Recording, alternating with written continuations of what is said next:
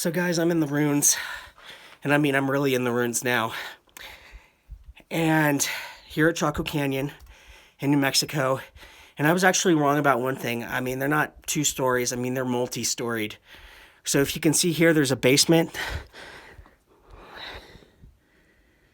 And what they ended up doing here was, in order to reinforce it, in case something were to happen, they put some metal bars in. But this is quite impressive. So there would have been, you know, a group up there and a group living here. And down here is where they keep all their supplies. They keep stuff stored for the winter. They would keep their food and all that. People would live on the top portion, and they keep all the stuff, you know, down here. They didn't want the vermin getting in with them. But these steps are just so amazing. Just the fact how even they are. And granted, these people were little people. So I'm going to climb out real quick. And I'm going to show you the Grand Kiva. And this is the one that you'll usually see in pictures if you've ever heard about this place.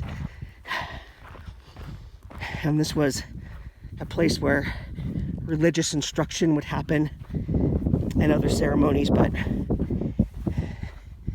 if we come over here and we look into this hole, you can see how complex these things were. There's a fireplace in there. And to remind you of the date, as I've done many times, it's 850 AD for this particular site.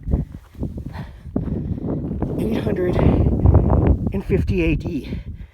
I mean, this is finer than some of the stuff the Romans built. And I've seen Roman ruins, and some of them are crap. But this is right here in New Mexico. This is in the United States. And you have this marvelous city here and over there. And if you go that way a few miles, there's another city in Casa Bonita, which is the most beautiful and impressive, is that way. But man, I feel like I have the park to myself, but maybe that's because of how inaccessible this place is.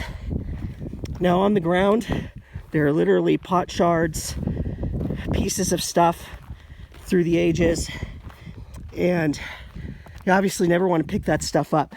This place is still considered a sacred site for all the natives that lived around here, because all of them have some sort of tradition that links them back to here. And the Hopi in particular. So as I mentioned, the kivas go down a few feet. Each family, each clan would have their own for doing their own thing. But they didn't live in these. No, they lived in the square houses like that. And inside, I mean, this is the city itself, but you have a wall. It's almost like a fortress. Almost like something you'd see in Europe, where you need to keep people out with a giant ancient wall. The thing is that Native Americans, according to what science tells us, came over from Asia 30,000 years ago, before any of this stuff happened in the ancient world in Mesopotamia or anything else. And yet, on their own cognitive abilities, came up with the exact same idea. Let's build a wall. Let's have religious temples. Let's live in a stone city. Let's store our grain. Let's farm.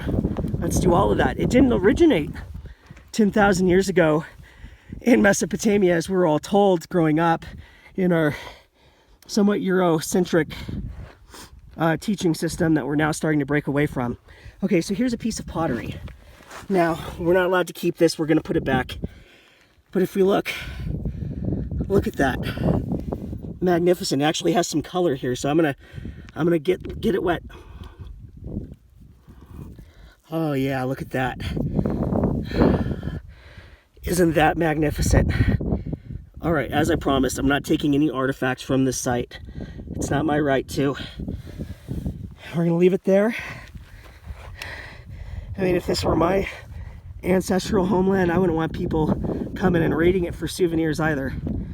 Besides, you can get a magnet in the gift shop, and the gift shop's like 4 or 5 miles that way.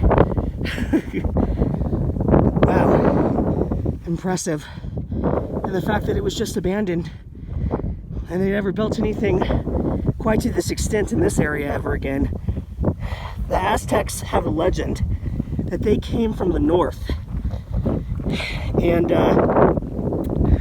if they came from the north, they would have sort of come from this direction. And when they came into Mexico, they saw that there were already great pyramids built there. And those were presumably built by the Mayans or the Olmecs. But the Aztecs decided that they were going to add their own style to it. And the funny thing is the Hopi people speak the same type of language as the Aztec people do, the Hopi here. I don't know how to pronounce it correctly. It's like Nahuatl. But they are definitely at one point were one and the same. And it all started here in America.